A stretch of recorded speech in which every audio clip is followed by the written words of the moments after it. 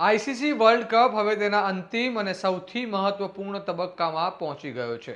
સમગ્ર ક્રિકેટ વિશ્વની નજર હવે રવિવારે રમાનારી ફાઇનલ મેચ પર ટકેલી છે, જેમાં ભારત અને ન્યૂઝીલેન્ડ આમને સામને ટકરાશે.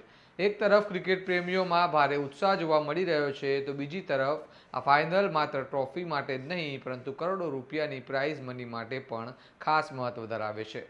આ વર્ષે આઈસીસી દ્વારા ઇનામી રકમમાં નોંધપાત્ર વધારો કરવામાં આવ્યો છે, જેથી વિજેતા ટીમ પર કરોડો રૂપિયાની વરસાદ થવાની છે. આવો વિગતે વાત કરીએ સમગ્ર મામલા વિશે આ અહેવાલમાં. નમસ્કાર, હું ચિરાગ વર્ષાબેન, આપ જોઈ રહ્યા છો સ્વમાન. આઈસીસી T20 વર્લ્ડ કપનું આયોજન આ વર્ષે ભારત અને શ્રીલંકાની સંયુક્ત યજમાનીમાં કરવામાં આવ્યું છે.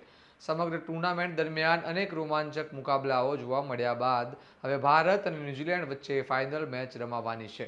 આ ફાઇનલ મેચને લઈને ક્રિકેટ ચાહકોમાં ભારે ઉત્સાહ જોવા મળી રહ્યો છે. આ વર્ષે આઈસીસી દ્વારા પ્રાઇઝ મનીમાં ખાસ વધારો કરવામાં આવ્યો છે.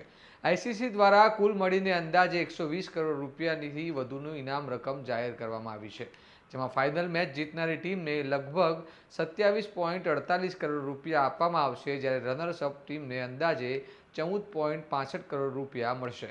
ફક્ત ફાઇનલિસ્ટ ટીમો જ નહીં પરંતુ ટુર્નામેન્ટમાં આગળ વધનાર અન્ય ટીમોને પણ સારી એવી ઇનામ રકમ મળશે.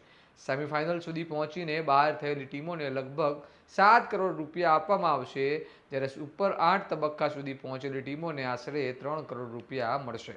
ઉપરાંત ટુર્નામેન્ટમાં ભાગ લેનાર અને અન્ય ટીમોને પણ લગભગ 2 કરોડ રૂપિયાની પ્રાઇઝ મની આપવામાં આવશે.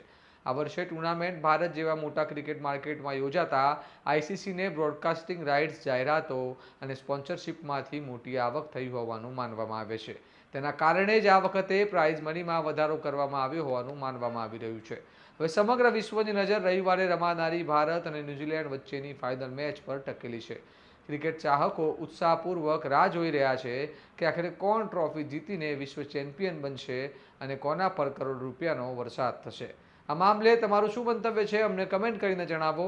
અને આવા વિગતવાર અહેવાલ માટે સ્વમાનની ચેનલને લાઇક, શેર અને સબસ્ક્રાઇબ કરવાનું ભૂલતા નહીં. નમસ્કાર.